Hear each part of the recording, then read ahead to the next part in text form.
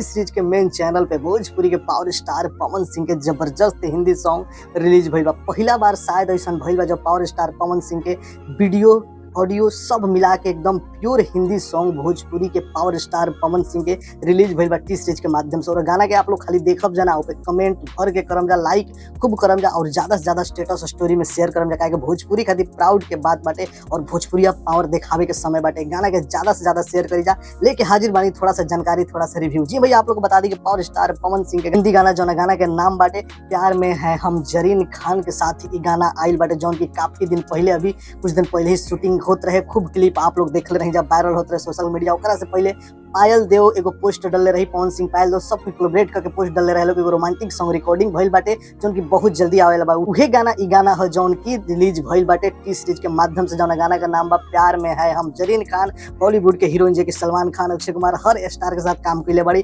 पायल देव जो कि बॉलीवुड इंडस्ट्री में कई गो जबरदस्त सॉन्ग दे चुकल बड़ी। और पावर स्टार पवन सिंह भोजपुरी के पावर स्टार और आज के डेट में इंडिया के उभरते हुए जबरदस्त सेलिब्रिटी, जेकर पॉपुलैरिटी के डंका सिर्फ देश ना विदेश में भी बाज रहल बाटे। लॉलीपॉप से तो बाजते बा, लेकिन इनकर एटीट्यूड, इनकर अंदाज और इनकर पर्सनालिटी के लोग सैल्यूट कर रहल बा देश दुनिया में। पावर स्टार पवन सिंह के गाना रोमांटिक लव सॉन्ग बा, बहुत ही जबरदस्त बा, बहुत ही सुंदर बाटे। ये वीडियो के देखला के बाद आप बहुत कुछ ना कह सकतानी, ना ज्यादा चुपे रह सकतानी। गाना बार बार सुने के मन करता, जितने बार आप सुनम जा, जितने बार देखम जा, उतने आनंद दे रहल बा। गाना बहुत ही प्योर लव और रोमांटिक सॉन्ग बाटे और केहू ये ना कह सकता पूरा ये गाना के सिर्फ भोजपुरी ऑडियंस ना, जब बल्कि हिंदी ऑडियंस भी देखे वाला बाड़े और वो लोग भी सैल्यूट करे वाला बा पावर स्टार पवन सिंह के गाना का। खूब ज्यादा मतलब व्यू इतना मतलब बाढ़ आ चुकल बा व्यू के, लाइक कमेंट मतलब इतना जल्दी बढ़ रहल बा कि मत विश्वास करी। हम हर आधा घंटा एक घंटा पर देख रहल बानी तो व्यू, लाइक और कमेंट के बौछार होइल बा। जल्दी ही गाना ट्रेंडिंग में आवे वाला बा। छोटा सा बस रिव्यू रहे, आप लोग जाके गाना के देखी जाओ, देखा ही के नहीं के ज्यादा से ज्यादा शेयर करे के बाद स्टोरी स्टेटस में लगा के